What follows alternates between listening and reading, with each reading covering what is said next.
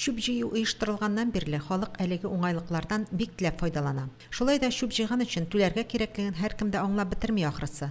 Каты көнкүреш калдыкларын җыючы Грин оешмасына районның 8 миллионнан артык әҗәте җыелган. Авыл җирлекләре башлыклары һәм Грин вәкилләре катнашында барган җыелышта сүз шул хакта барды.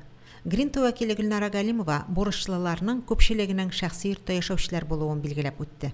И когда они соберут справки, проблем нет, пожалуйста. Естественно, это все в законодательстве прописано, и здесь никогда не было препятствий со стороны Грин. Башкарма комитет җитәкчесе Ирек Салихҗанов Грин оешмасы вәкиле белән график нигезендә һәр авыл җирлегенә барып мәсьәләгә ачыклык кертергә дигән тәкъдим белән чыкты. Без үз тарафыннан кемнәр үлгән, кемнәрнең идеяләре бар, сораулары бар. Буны решеткәргә тиешле безнең яктан, безнең районга кагылышлы ягыннан Гриндан представитель алып, һәр авыл җирлегенә чыгып, менә шу шәһәрдә эшләргә кирәк. Грин вәкилләре авыл башлыкларына методик ярдәмлек калдырды. Шуның нигезендә документлар җыярга һәм җаваплы оешмаларга җиткергә кирәк булачак. Беренче рейд Иске Карамала җирлегендә узачак. Найля Салахова, Динар Нуртинов, Мөслим телевидениесе.